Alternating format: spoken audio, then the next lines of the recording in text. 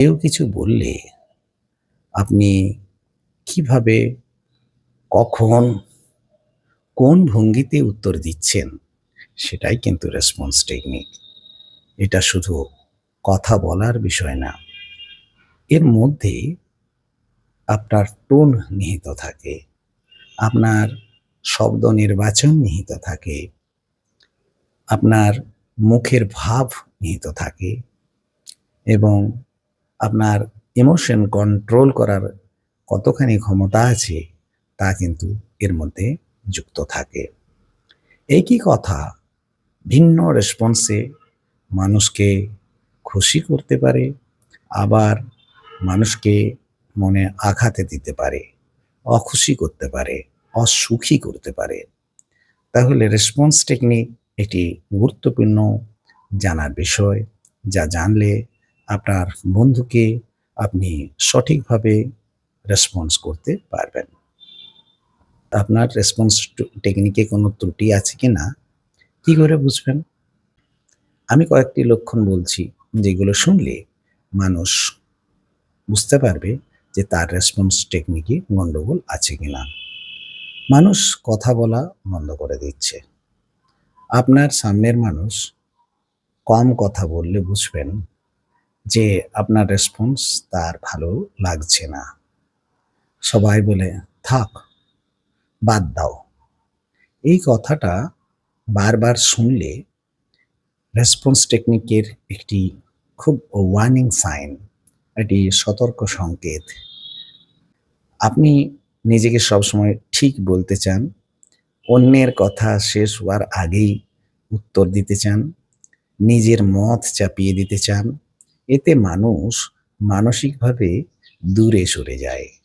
কথার পর পরিবেশ ভারী হয়ে যায় এবং আপনি কিছু বলার পর যদি পরিবেশে নীরবতা আসে বা পরিবেশে অস্বস্তি আসে, কোথাও কোনো অস্বস্তিকর মনে হয় যে ঠিকমতো হচ্ছে না, তাহলে বুঝবেন যে আপনার রেসপন্সে কোথাও না কোথাও ত্রুটি হয়েছে।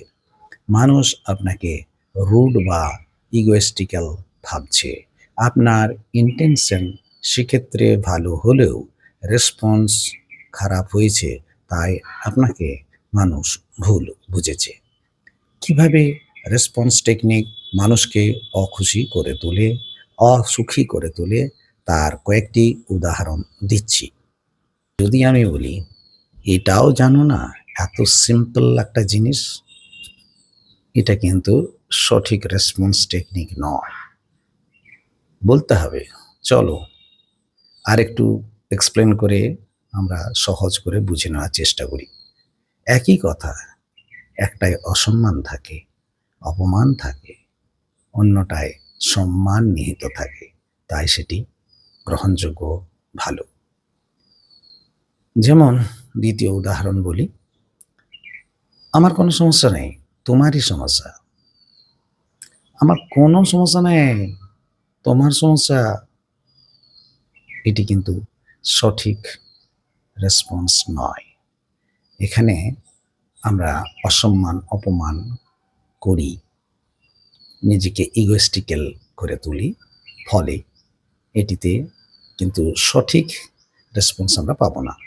যেমন, তোমার জায়গাটা আমি বুঝতে পারছি, একটু এবার আমার জায়গাটা একটু ক্লিয়ার করে দিই, বা আমি একটু আমার বিষয়টাকেও বুঝিয়ে বলার চেষ্টা করছি।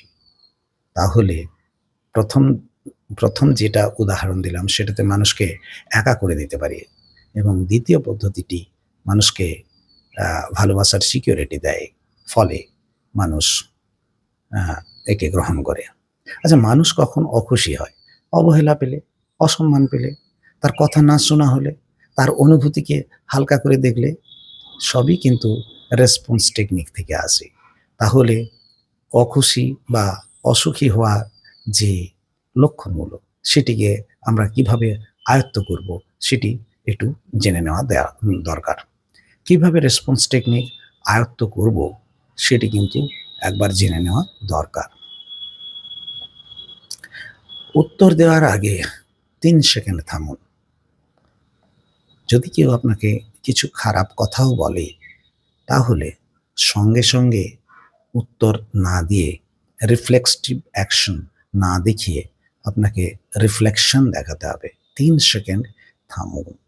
এই ছোট্ট বিরতি আপনার রাগ থেকে বাঁচাবে, ভুল কথা বলা থেকে রক্ষা করবে।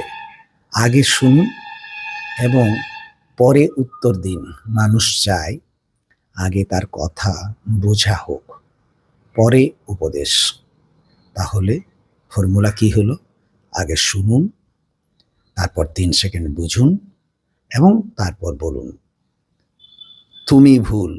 এই কথাগুলো বাদ দিন।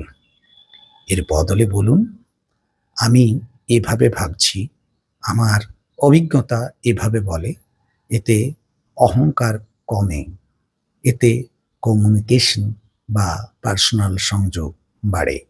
টোন কথার চেয়ে শক্তিশালী।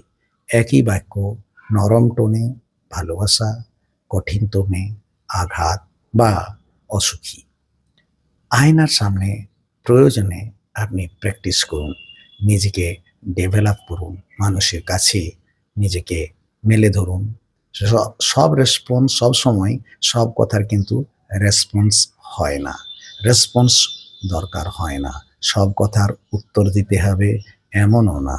কখনো চুপ থাকায় সবচেয়ে বুদ্ধিমানের রেসপন্স, এবং সেটিকেও আমাদেরকে আয়ত্ত করতে হবে। ধন্যবাদ। আপনার এই ভিডিও যদি ভালো লাগে আপনি শেয়ার করুন, লাইক করুন।